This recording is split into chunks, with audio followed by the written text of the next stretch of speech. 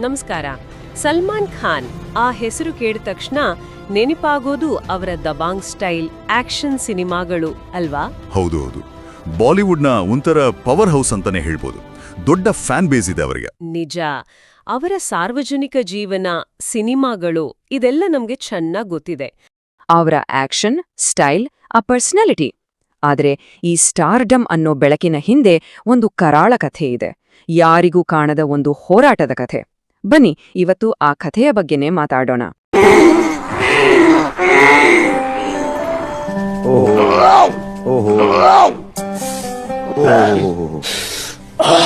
You're okay now.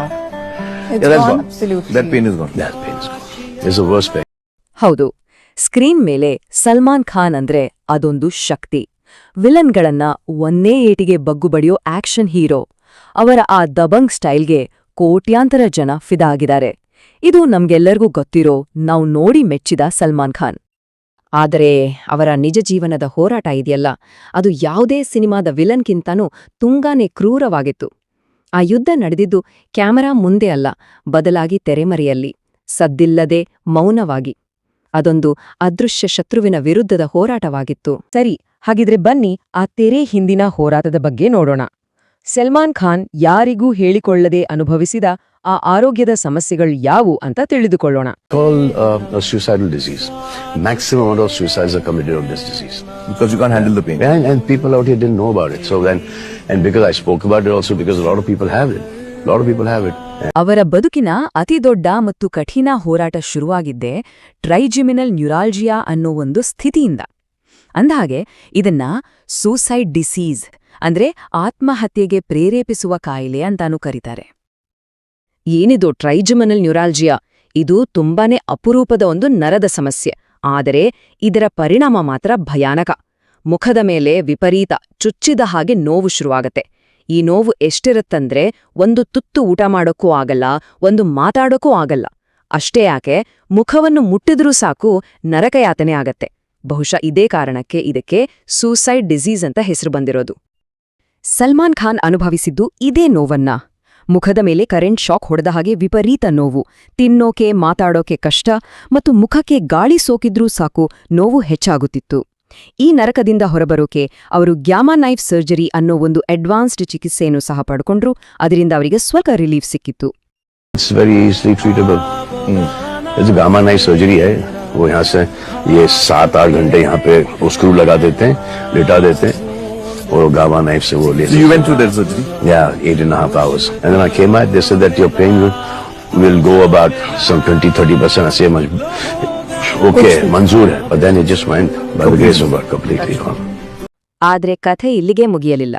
ಟ್ರೈಜೆಮಿನಲ್ ನ್ಯೂರಾಲ್ಜಿಯಾ ವಿರುದ್ಧದ ಹೋರಾಟ ಕೇವಲ ಒಂದು ಚಾಪ್ಟರ್ ಅಷ್ಟೇ. ಅವರ ಯುದ್ಧ ಇನ್ನೂ ನಡೀತಾನೇ ಇದೆ. ಇದು ಒಂದು ನಿರಂತರ ಹೋರಾಟ. ಸಲ್ಮಾನ್ ಇವತ್ತಿಗೂ 2 ಗಂಭೀರ ಸಮಸ್ಯೆಗಳನ್ನು ಎದುರಿಸ್ತಿದ್ದಾರೆ. ಒಂದು ಬ್ರೇನ್ ಆನ್ಯೂರಿಸಮ್, ಅಂದ್ರೆ ಮೆದುಳಿನಲ್ಲಿ ರಕ್ತನಾಳ ಒಂದು ಬಲೂನ್ ತರ ಉಬ್ಬುಕೊಳ್ಳೋದು. ಇದು ಒಡೆದ್ರೆ ಜೀವಕ್ಕೆ ಅಪಾಯ. ಇನ್ನೊಂದು ಆರ್ಟೀರಿಯೋವೀನಸ್ ಮಾಲ್ಫಾರ್ಮೇಷನ್, ಅಂದ್ರೆ ಮೆದುಳಿನಲ್ಲಿ ರಕ್ತನಾಳಗಳ ಒಂದು ಸಿಕ್ಕಲಾದ ಗಂಟು. ಈ 2 ಕಂಡೀಷನ್ಗಳಿಗೆ ನಿರಂತರವಾಗಿ ವೈದ್ಯರ ನಿಗಾ ಬೇಕೇ ಬೇಕು. This disease. Because you can't handle the pain. ಟ್ರೈಜೆಮಿನಲ್ ನ್ಯೂರಾಲ್ಜಿಯಾ ಇದು ಅಂದ್ರೆ ಬಹಳ ನೋವು ಕೊಡುವಂಥದ್ದು. ದೀರ್ಘಕಾಲ ಇರುತ್ತೆ. ಇದು ಟ್ರೈಜೆಮಿನಲ್ ನರ ಅಂಟಿದೆಯಲ್ಲ, ನಮ್ಮ ಮುಖದಿಂದ ಸೆನ್ಸೇಷನ್ಸ್ಗಳನ್ನ ಮೆದುಳಿಗೆ ತಗೊಂಡು ಹೋಗೋ ನರ. ಓಕೆ. ಅದಲ್ಲಿ ಸಮಸ್ಯೆ ಆದಾಗ ಮುಖದ ಒಂದು ಭಾಗದಲ್ಲಿ ಹಠಾತ್ತಾಗಿ ಒಂಥರ ಕರೆಂಟ್ ಶಾಕ್ ಹೊಡೆದಂಗೆ ತೀವ್ರವಾದ ನೋವು ಬರುತ್ತೆ. ಇರಿಯೋ ಥರ ಇರುತ್ತೆ. ಅಯ್ಯೋ, ಎಷ್ಟು ಹೊತ್ತಿರುತ್ತೆ ಅದು? ಅದು ಕೆಲವೇ ಸೆಕೆಂಡ್ ಇರ್ಬೋದು, ಇಲ್ಲಾಂದ್ರೆ ಕೆಲವು ನಿಮಿಷನೂ ಇರ್ಬೋದು. ಆದರೆ ಅದರ ಇಂಟೆನ್ಸಿಟಿ ಮಾತ್ರ ಭಯಂಕರವಾಗಿರುತ್ತೆ. ಇದಕ್ಕೆ ಆತ್ಮಹತ್ಯಾ ಕಾಯಿಲೆ ಅಂತಾನೂ ಕರೀತಾರೆ ಅಂತ ಕೆಲವು ಕಡೆ ಹೇಳಿದ್ದಾರೆ. ಅದು ಕೇಳೋಕೆ ಒಂಥರ ಶಾಕಿಂಗ್ ಆಗಿದೆ.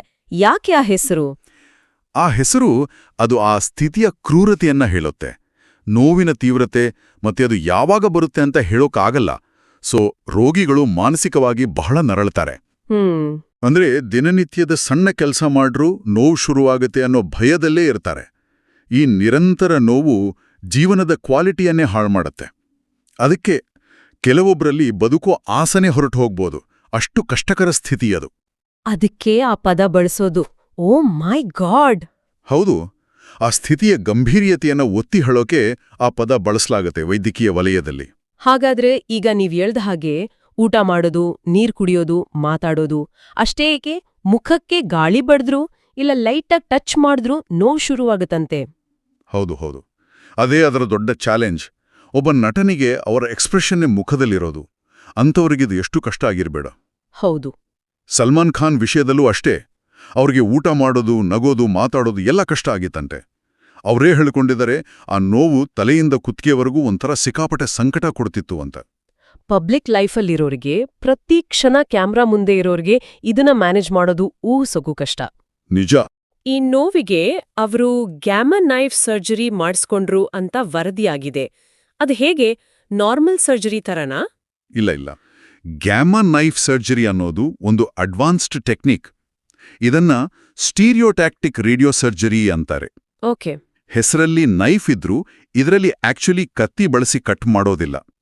ಬದಲಾಗಿ ತುಂಬಾನೇ ಫೋಕಸ್ ಮಾಡಿದ ಗ್ಯಾಮಾ ರೇಡಿಯೇಷನ್ ಕಿರಣಗಳನ್ನ ಬಳಸ್ತಾರೆ. ಅಂದ್ರೆ ಈಗ ಟ್ರೈಜೆಮಿನಲ್ ನ್ಯೂರಾಲಜಿಯಾದಲ್ಲಿ ನೋವಿಗೆ ಕಾರಣ ಆಗಿರೋ ಆ ನರದ ಮೂಲ ಅಥವಾ ಅದನ್ನ ಒತ್ತುತ್ತಿರೋ ರಕ್ತನಾಳ, ಅದನ್ನ ಟಾರ್ಗೆಟ್ ಮಾಡಿ ಈ ರೇಡಿಯೇಷನ್ ಕೊಡ್ತಾರೆ. ಓಹೋ. ಈ ರೇಡಿಯೇಷನ್ ಆ ನರತಂತುಗಳ ಮೇಲೆ ಪರಿಣಾಮ ಬೀರಿ ನೋವಿನ ಸಿಗ್ನಲ್ಗಳು ಮೆದುಳಿಗೆ ಹೋಗೋದನ್ನ ಕಮ್ಮಿ ಮಾಡುತ್ತೆ ಅಥವಾ ನಿಲ್ಲಿಸುತ್ತೆ. ಇದು ನಾನ್ ಇನ್ವೇಸಿವ್, ಅಂದ್ರೆ ದೇಹದೊಳಗೆ ಕತ್ತಿ ಹಾಕದೆ ಮಾಡೋ ಚಿಕಿತ್ಸೆ. ಅಂದ್ರೆ ಓಪನ್ ಸರ್ಜರಿ ಇಲ್ಲ ಮೇಲೆ ರೇಡಿಯೇಷನ್ ಮೂಲಕವೇ ಸರಿ ಮಾಡೋ ಪ್ರಯತ್ನ. ಇದರಿಂದ ಅವರಿಗೆ ರಿಲೀಫ್ ಸಿಕ್ತಂತೆ. ಹೌದು, ಅವರೇ ಹೇಳ್ಕೊಂಡಿರೋ ಪ್ರಕಾರ ಆ ಗ್ಯಾಮಾ ನೈಫ್ ಚಿಕಿತ್ಸೆ ಆದ್ಮೇಲೆ ನೋವು ಗಣನೀಯವಾಗಿ ಕಡಿಮೆ ಆಗಿದೆ. ಪೂರ್ತಿ ಹೋಗಿಲ್ಲ ಅಂದ್ರೂ ಸಹ ಸಹಿಸ್ಕೊಳ್ಳೋ ಮಟ್ಟಕ್ಕೆ ಬಂದಿದೆ ಅಂತ. ಅವರೀಗ ಈ ಬಗ್ಗೆ ಫ್ರೀಯಾಗಿ ಮಾತಾಡ್ತಾರೆ. ಅಂದ್ರೆ ಚಿಕಿತ್ಸೆ ಖಂಡಿತ ಪಾಸಿಟಿವ್ ರಿಸಲ್ಟ್ ಕೊಟ್ಟಿದೆ ಅಂದ್ಕೋಬಹುದು. ಲೈಫ್ ಕ್ವಾಲಿಟಿ ಇಂಪ್ರೂವ್ ಆಗಿರ್ಲೇಬೇಕು. ನಿಜಕ್ಕೂ ಇದು ದೊಡ್ಡ ಸವಾಲನ್ನ ಮೆಟ್ಟಿ ನಿಂತ ಹಾಗೆ. ಈಗ ಅವರ ಇನ್ನೊಂದು ಆರೋಗ್ಯ ಸಮಸ್ಯೆ ಬಗ್ಗೆ ಮಾತಾಡೋಣ, ಬ್ರೈನ್ ಆನ್ಯೂರಿಸಮ್. ಇದು ಕೇಳೋಕೆ ಒಂಥರ ಭಯ ಆಗತ್ತೆ. ಏನಿದು ಆಕ್ಚುಲಿ? ಬ್ರೈನ್ ಆನ್ಯೂರಿಸಮ್ ಅಂದ್ರೆ ಮೆದುಳಿನಲ್ಲಿರೋ ಯಾವುದಾದ್ರೂ ಒಂದು ರಕ್ತನಾಳದ ಗೋಡೆ, ಅದು ವೀಕ್ ಆಗಿ ಆ ಜಾಗ ಬನೂನ್ ತರ ಉಬ್ಕೊಳ್ಳೋದು. ಇದು ಸ್ವಲ್ಪ ಡೇಂಜರಸ್ ಕಂಡೀಷನ್. ಯಾಕಂದ್ರೆ ಈ ಉಬ್ಕೊಂಡಿರೋ ಭಾಗ ಅಂದ್ರೆ ಆನ್ಯೂರಿಸಮ್, ಅದು ಒಡೆದು ಹೋಗೋ, ರಪ್ಚರ್ ಆಗೋ ಸಾಧ್ಯತೆ ಇರುತ್ತೆ. ಅಯ್ಯೋ, ಒಡೆದು ಹೋದ್ರೆ ಏನಾಗುತ್ತೆ ಆಗ? ಅದು ಒಡೆದ್ರೆ ಮೆದುಳಿನ ಸುತ್ತ ರಕ್ತಸ್ರಾವ ಆಗುತ್ತೆ. ಅದನ್ನ ಸಬ್ಬರಾಕ್ನೈಡ್ ಹೆಮರೇಜ್, SAH ಅಂತ ಕರೀತಾರೆ. ಇದು ತುಂಬಾ ಸೀರಿಯಸ್ ಮೆಡಿಕಲ್ ಎಮರ್ಜೆನ್ಸಿ. ತಕ್ಷಣಕ್ಕೆ ವಿಪರೀತ ತಲೆನೋವು ಬರುತ್ತೆ. ಹೇಗಿರುತ್ತಂದ್ರೆ ಲೈಫಲ್ಲೇ ಇಂಥ ತಲೆನೋವು ಬಂದಿರಲಿಲ್ಲ ಅನ್ನೋ ಹಾಗೆ. ವಾಂತಿ, ಕುತ್ತಿಗೆ ಸ್ಟಿಫ್ ಆಗೋದು, ಪ್ರಜ್ಞೆ ತಪ್ಪೋದು, ಹೀಗೆಲ್ಲ ಆಡ್ಬೋದು. ಓ ಮೈ ಗಾಡ್. ಸ್ಯಾನಿಂದ ಮೆದುಳಿಗೆ ಪರ್ಮನೆಂಟ್ ಡ್ಯಾಮೇಜ್ ಆಗಬಹುದು, ಪಾರ್ಶ್ವವಾಯು ಬರ್ಬೋದು, ಕೆಲವೊಮ್ಮೆ ಜೀವಕ್ಕೆ ಅಪಾಯ. ಇಮ್ಮಿಡಿಯೇಟ್ ಟ್ರೀಟ್ಮೆಂಟ್ ಬೇಕೇ ಬೇಕು. ಸಲ್ಮಾನ್ ಖಾನ್ ಅವ್ರಿಗೆ ಈ ಸ್ಥಿತಿ ಈಗ್ಲೂ ಇದೆ ಅಂತ ಅವರೇ ಹೇಳಿದ್ದಾರೆ ಅಂತ ಮಾಹಿತಿ ಇದೆ. ಹಾಗಾದ್ರೆ ಈ ರಿಸ್ಕ್ ಜೊತೆನೇ ಅವ್ರು ಬದುಕ್ತಿದಾರಾ? ಇದನ್ನ ಹೇಗ್ ಮ್ಯಾನೇಜ್ ಮಾಡ್ತಿದ್ದಾರೆ? ಹೌದು, ಅವರಿಗೆ ಈ ಸ್ಥಿತಿ ಇದೆ ಮತ್ತೆ ಇದು ನಿರಂತರವಾಗಿ ಡಾಕ್ಟರ್ಗಳ ನಿಗಾದಲ್ಲಿದೆ ಅಂತ ಗೊತ್ತಾಗಿದೆ. ಆನ್ಯೂರಿಸಮ್ ಪತ್ತೆ ಆದಾಗ ಅದನ್ನ ಹೇಗ್ ಮ್ಯಾನೇಜ್ ಮಾಡಬೇಕು ಅನ್ನೋದು ಹಲವು ಫ್ಯಾಕ್ಟರ್ ಮೇಲೆ ಡಿಪೆಂಡ್ ಆಗುತ್ತೆ. ಅದರ ಸೈಜ್, ಅದು ಎಲ್ಲಿದೆ, ಶೇಪ್ ಹೇಗೆ, ರೋಗಿಯ ವಯಸ್ಸು, ಆರೋಗ್ಯ ಎಲ್ಲವನ್ನೂ ನೋಡ್ತಾರೆ. ಕೆಲವು ಕೇಸಲ್ಲಿ ಆನ್ಯೂರಿಸಮ್ ಚಿಕ್ಕದಾಗಿದ್ರೆ, ಒಡೆಯೋ ರಿಸ್ಕ್ ಕಡಿಮೆ ಇದ್ರೆ ವೈದ್ಯರು ವೀಕ್ಷಣೆ ಮತ್ತು ಕಾಯುವಿಕೆ ವಿಧಾನ ಅನುಸರಿಸ್ತಾರೆ. ಅಂದ್ರೆ ರೆಗ್ಯುಲರ್ ಆಗಿ ಸ್ಕ್ಯಾನ್ ಮಾಡಿ ಅದರ ಸ್ಥಿತಿಯನ್ನ ನೋಡ್ತಾ ಇರ್ತಾರೆ. ಓಕೆ. ರಿಸ್ಕ್ ಜಾಸ್ತಿ ಇದ್ರೆ ಅದನ್ನ ಸರಿಪಡಿಸೋಕೆ ಟ್ರೀಟ್ಮೆಂಟ್ ಕೊಡ್ತಾರೆ. ಅದರಲ್ಲಿ ಮೇನ್ ಆಗಿ 2 ವಿಧಾನ. ಒಂದು, ಓಪನ್ ಸರ್ಜರಿ ಮಾಡಿ ಆನ್ಯೂರಿಸಮ್ನ ಕುತ್ತಿಗೆಗೆ ಒಂದು ಸಣ್ಣ ಕ್ಲಿಪ್ ಹಾಕೋದು. ಆಗ ರಕ್ತ ಅಲ್ಲಿ ಹೋಗೋದು ನಿಲ್ಲುತ್ತೆ. ಸರಿ. ಇನ್ನೊಂದು, ಎಂಡೋವಾಸ್ಕ್ಯುಲರ್ ಕಾಯಿಲಿಂಗ್. ಇದರಲ್ಲಿ ತೊಡೆಯಿಂದ ಒಂದು ಸಣ್ಣ ಟ್ಯೂಬ್, ಕ್ಯಾಥೆಟರ್ ಹಾಕಿ ರಕ್ತನಾಳದ ಮೂಲಕವೇ ಅನ್ಯೂರಿಸಮ್ ತನಕ ಹೋಗಿ ಅದರೊಳಗೆ ಸಣ್ಣ ಕಾಯಿಲ್ಗಳನ್ನ ತುಂಬಿ ರಕ್ತ ಹೆಪ್ಪುಗಟ್ಟಿಸಿ ಅದನ್ನ ಮುಚ್ಚಿಬಿಡ್ತಾರೆ. ಓ, ಇಂಟ್ರೆಸ್ಟಿಂಗ್. ಸಲ್ಮಾನ್ ಖಾನ್ ವಿಷಯದಲ್ಲಿ ಇದು ಒಂಥರ ನಿರಂತರವಾಗಿ ಗಮನದಲ್ಲಿಟ್ಟುಕೊಂಡು ಮ್ಯಾನೇಜ್ ಮಾಡ್ತಿರೋ ಸ್ಥಿತಿ, ಒಂದು ಜರ್ನಿ ಇದ್ದಾಗೆ. ನಿಜಕ್ಕೂ ಇದಕ್ಕೆ ತುಂಬಾನೇ ಮಾನಸಿಕ ಧೈರ್ಯ ಬೇಕು. ಒಂದ್ ಕಡೆ ನೋವಿನ ಸಮಸ್ಯೆ, ಇನ್ನೊಂದ್ ಕಡೆ ಈ ತರಹದ ರಿಸ್ಕ್, ಇದ್ರ ಜೊತೆಗೆ ಮೂರನೇದಾಗಿ ಆರ್ಟೇರಿಯೋವೇನಸ್ ಮ್ಯಾಲ್ಫಾರ್ಮೇಷನ್ ಅಂದ್ರೆ AVM ಅಂತನೂ ಇದೆಯಂತೆ. ಇದು ಬ್ರೈನ್ ವೆಸಲ್ಸ್ಗೆ ಸಂಬಂಧಪಟ್ಟದ್ದಾ? ಹೌದು, AVM ಕೂಡ ಮೆದುಳಿನ ರಕ್ತನಾಳಗಳಿಗೆ ಸಂಬಂಧಿಸಿದ. ಇದು ಕೂಡ ಅಪರೂಪದ ಸ್ಥಿತಿ. ಹೆಚ್ಚಾಗಿದು ಹುಟ್ಟಿನಿಂದಲೇ ಇರುತ್ತೆ, ಕಾಂಜನೈಟಲ್. ಓಕೆ. ಆರ್ಟೀರಿಯೋವೆನಸ್ ಮ್ಯಾಲ್ಫಾರ್ಮೇಷನ್ ಅಂದ್ರೆ ಆರ್ಟರಿಗಳು ಅಪಧಮನಿಗಳು ಮತ್ತು ವೇನ್ಗಳು ಅಭಿಧಮನಿಗಳು ಮಧ್ಯ ಒಂದು ಅಬ್ನಾರ್ಮಲ್ ಕನೆಕ್ಷನ್ ಇರೋದು, ಗೋಜಲಾಗಿರುತ್ತೆ. ನಾರ್ಮಲ್ ಆಗಿ ಹೇಗಿರ್ಬೇಕು? ನಾರ್ಮಲ್ ಆಗಿ ಆರ್ಟರಿಗಳು ಹೈ ಪ್ರೆಷರಲ್ಲಿ ಆಕ್ಸಿಜನ್ ಇರೋ ರಕ್ತ ತರ್ತಾನೆ. ಆಮೇಲೆ ಅದು ಕ್ಯಾಪಿಲರಿ ಅನ್ನೋ ಸಣ್ಣ ಸಣ್ಣ ರಕ್ತನಾಳಗಳ ನೆಟ್ವರ್ಕ್ಗೆ ಹೋಗುತ್ತೆ. ಅಲ್ಲಿ ಪ್ರೆಷರ್ ಕಡಿಮೆ ಆಗಿ ಆಕ್ಸಿಜನ್ ಎಲ್ಲ ಟಿಶ್ಯೂಗಳಿಗೆ ಹೋಗುತ್ತೆ. ಆಮೇಲೆ ಕಡಿಮೆ ಪ್ರೆಷರ್ನಿರೋ ರಕ್ತ ವೇನ್ಗಳ ಮೂಲಕ ವಾಪಸ್ ಹೃದಯಕ್ಕೆ ಹೋಗುತ್ತೆ. ಆದ್ರೆ ಎವಿಎಂನಲ್ಲಿ ಈ ಕ್ಯಾಪಿಲರಿ ನೆಟ್ವರ್ಕ್ ಇರಲ್ವಾ? ಆಗೇವಾಗುತ್ತೆ? ಎಕ್ಸಾಕ್ಟ್ಲಿ. ಎವಿಎಂನಲ್ಲಿ ಆ ಕ್ಯಾಪಿಲರಿ ಸ್ಟೆಪ್ ಇರಲ್ಲ. ಹೈ ಪ್ರೆಷರ್ ಆರ್ಟರಿ ರಕ್ತ ನೇರವಾಗಿ ಲೋ ಪ್ರೆಷರ್ ವೇನ್ಗಳಿಗೆ ನುಗ್ಗುತ್ತೆ. ಇದನ್ನ ಹೈ ಪ್ರೆಷರ್ ಫೈರ್ ಹೋಸ್ನ ತಂದು ಗಾರ್ಡನ್ ಪೈಪ್ಗೆ ಜೋಡಿಸ್ತಾ ಹಾಗೆ ಅನ್ಕೊಳ್ಳಿ. ಆ ಫೋರ್ಸ್ನಿಂದ ವೇನ್ಗಳು ವೀಕ್ ಆಗಿ ಉಬ್ಬಿ ಕೊನೆಗೆ ಒಡೆದೋಗ್ಬಾದು. ಆಗ ಬ್ರೇನ್ನಲ್ಲಿ ರಕ್ತಸ್ರಾವ, ಹೆಮರೇಜ್ ಆಗುತ್ತೆ. ಅಯ್ಯೋ. ಅಷ್ಟೇ ಅಲ್ಲ, ಎವಿಎಂ ಇರೋದ್ರಿಂದ ಸುತ್ತಮುತ್ತಲಿನ ಬ್ರೇನ್ ಟಿಶ್ಯೂಗೆ ಸರಿಯಾಗಿ ರಕ್ತ ಸಿಗದೇ ಇರ್ಬೋದು, ಆಕ್ಸಿಜನ್ ಕೊರತೆ ಆಗ್ಬೋದು. ಇದರಿಂದ ತಲೆನೋವು, ಫಿಟ್ಸ್, ಸೀಜರ್ಸ್ ಅಥವಾ ಬೇರೆ ನರಗಳ ಸಮಸ್ಯೆಗಳು ಕಾಣಿಸ್ಕೊಳ್ಬೋದು. ಸಲ್ಮಾನ್ ಖಾನ್ ಅವರಿಗೆ ವೈದ್ಯರು ಎವಿಎಂ ಕೂಗ ಇದೆ ಅಂತ ಕಂಡುಹಿಡಿದಿದ್ದಾರೆ, ಅದನ್ನು ಮ್ಯಾನೇಜ್ ಮಾಡ್ತಿದ್ದಾರೆ ಅಂತಾರಲ್ಲ. ಈಗ ಒಂದು ಪ್ರಶ್ನೆ, ಈ 3 ಕಂಡೀಷನ್ಗಳು ಟ್ರೈಜೆಮಿನಲ್ ನ್ಯೂರಾಲ್ಜಿಯಾ, ಅನ್ಯೂರಿಸಮ್, ಎವಿಎಂ, ಇವು ಒಂದಕ್ಕೊಂದು ಲಿಂಕ್ ಇದೆಯಾ ಅಥವಾ ಬೇರೆ ಬೇರೆನಾ? ಒಬ್ರಿಗೆ ಇವೆಲ್ಲ ಇರೋದು ಕಾಮನ್ನಾ? ನೋಡಿ, ನಮಗೆ ಸಿಕ್ಕಿರೋ ಮಾಹಿತಿ ಪ್ರಕಾರ ಇವು 3 ಬೇರೆ ಬೇರೆ ಕಂಡೀಷನ್ಸ್ಗಳೇ. ಹೌದಾ? ಹೌದು. ಟ್ರೈಜೆಮಿನಲ್ ನ್ಯೂರಾಲ್ಜಿಯಾ ನರದ ಫಂಕ್ಷನ್ಗೆ ಸಂಬಂಧಿಸಿದ್ದು, ನೋವು. ಅನ್ಯೂರಿಸಮ್ ರಕ್ತನಾಳದ ಗೋಡೆ ವೀಕ್ ಆಗಿ ಉಬ್ಬೋದು. ಎವಿಎಂ ರಕ್ತನಾಳಗ ರಚನೆಯಲ್ಲೇ ಇರೋ ಹುಟ್ಟುದೋಷ. ಸರಿ. ಇವುಗಳ ಮೂಲ ಕಾರಣಗಳು ಬೇರೆ ಬೇರೆ. ಒಬ್ಬ ವ್ಯಕ್ತಿಗೆ ಒಂದಕ್ಕಿಂತ ಹೆಚ್ಚು ಇಂತಹ ಸೀರಿಯಸ್ ಮತ್ತೆ ರೇರ್ ಕಂಡೀಷನ್ಸ್ಗಳು ಒಟ್ಟಿಗೆ ಬರೋದು ಅದು ತುಂಬಾ ಕಾಮನ್ ಅಲ್ಲ. ಅದೇ ಆಗ್ಬಾರ್ದು ಅಂತೇನಿಲ್ಲ. ಇದು ಅವರ ಸ್ಥಿತಿಯನ್ನ ಇನ್ನಷ್ಟು ಕಾಂಪ್ಲಿಕೇಟ್ ಮಾಡುತ್ತೆ ಅಷ್ಟೇ. ಕಾಂಪ್ಲಿಕೇಟೆಡ್ ಅಂದ್ರೆ ಪ್ರತಿಯೊಂದು ಕಂಡೀಷನ್ಗೂ ಅದರದ್ದೇ ಆದ ಸಿಂಪ್ಟಮ್ಸ್, ರಿಸ್ಕ್ಗಳು, ಮ್ಯಾನೇಜ್ಮೆಂಟ್ ವಿಧಾನಗಳಿರ್ತಾವಲ್ಲ. ಒಂದರ ಟ್ರೀಟ್ಮೆಂಟ್ ಇನ್ನೊಂದರ ಮೇಲೆ ಕೆಟ್ಟ ಪರಿಣಾಮ ಬೀರದ ಹಾಗೆ ನೋಡ್ಕೋಬೇಕು. ಇದು ಡಾಕ್ಟರ್ಸ್ಗೂ ಚಾಲೆಂಜ್, ಪೇಷಂಟ್ಗೂ ಚಾಲೆಂಜ್. ನಿಜಕ್ಕೂ ಇಷ್ಟೆಲ್ಲ ಇಟ್ಕೊಂಡು ಪ್ರತಿದಿನ ಬದುಕೋದು, ಅದರಲ್ಲೂ ಪಬ್ಲಿಕ್ ಫಿಗರ್ ಆಗಿ ಆಕ್ಟಿವ್ ಆಗಿರೋದು ಅಂದ್ರೆ ಅದಕ್ಕೆ ಎಂಥ ಧೈರ್ಯ ಬೇಕು ಅಲ್ಲ. ನಾವು ಸ್ಕ್ರೀನ್ ಮೇಲೆ ನೋಡೋ ಟೈಗರ್, ದಬಾಂಗ್ ಪಾತ್ರಗಳಿಗಿಂತ ಇದು ಎಷ್ಟೋ ವಿಭಿನ್ನವಾದ ರಿಯಾಲಿಟಿ. ಖಂಡಿತವಾಗಿಯೂ. ಇದು ಅವರ ವ್ಯಕ್ತಿತ್ವದ ಇನ್ನೊಂದು ಮುಖವನ್ನೇ ತೋರಿಸುತ್ತೆ. ಸಿನಿಮಾದ ಸಾಹಸಗಳೆಲ್ಲ ಪ್ಲಾನ್ ಮಾಡಿ ಸೇಫ್ಟಿ ಜೊತೆ ಮಾಡೋದು. ಆದರೆ ರಿಯಲ್ ಲೈಫಲ್ಲಿ ಈ ಥರ ಕಣ್ಣಿಗೆ ಕಾಣದ ದೀರ್ಘಕಾಲದ ಜೀವಕ್ಕೆ ಅಪಾಯ ತರುವಂಥ ಸ್ಥಿತಿಗಳ ಜೊತೆ ಪ್ರತಿದಿನ ಹೋರಾಡೋದು, ನೋವನ್ನ ಸಹಿಸ್ಕೊಂಡು ನಗೋದು, ಕೆಲಸ ಮಾಡೋದು, ಇದಕ್ಕೆ ಬೇರೆನೇ ತರಹದ ಧೈರ್ಯ, ಮಾನಸಿಕ ಸ್ಥೈರ್ಯ ಬೇಕು. ಅದಕ್ಕೆ ರೆಸಿಲಿಯನ್ಸ್ ಅಂತಾರಲ್ಲ, ಅದು. ಅವರು ಶೂಟಿಂಗ್ ಮಾಡ್ತಾರೆ, ಆಕ್ಷನ್ ಸೀನ್ಗಳಲ್ಲಿರ್ತಾರೆ, ತಮ್ಮ ಕಮಿಟ್ಮೆಂಟ್ಗಳನ್ನ ಪೂರೈಸ್ತಾರೆ. ಇದೆಲ್ಲ ನೋಡಿದ್ರೆ ಆಶ್ಚರ್ಯ ಆಗತ್ತೆ. ಹೌದು, ಅದು ಅವರ ಒಳಗಿನ ಶಕ್ತಿಯನ್ನ ತೋರಿಸುತ್ತೆ. ಹೌದು, ಮೂಲಗಳು ಅದನ್ನೇ ಹೇಳೋದು.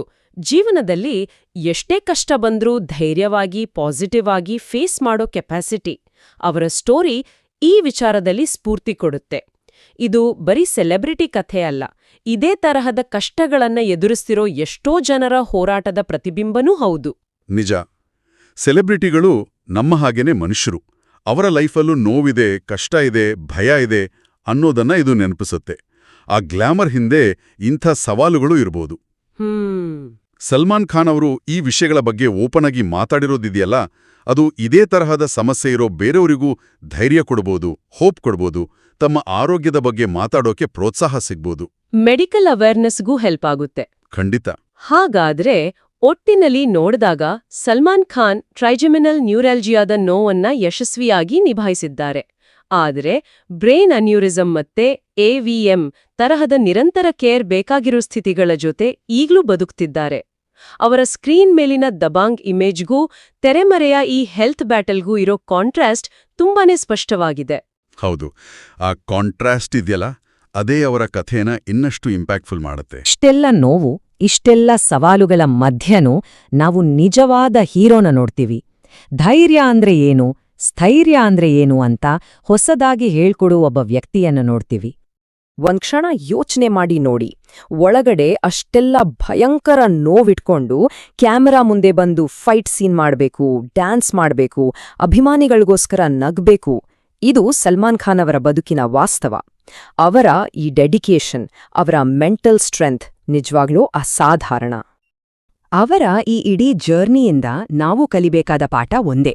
ಅವರೇ ಹೇಳೋ ಹಾಗೆ ಧೈರ್ಯ ಮತ್ತೆ ಪಾಸಿಟಿವಿಟಿ ಇದ್ರೆ ನಾವೇನನ್ನ ಬೇಕಿದ್ರೂ ಎದುರಿಸ್ಬೋದು. ಅವರೇ ಈ ಮಾತಿಗೆ ಒಂದು ಜೀವಂತ ಉದಾಹರಣೆ ಅಲ್ವಾ?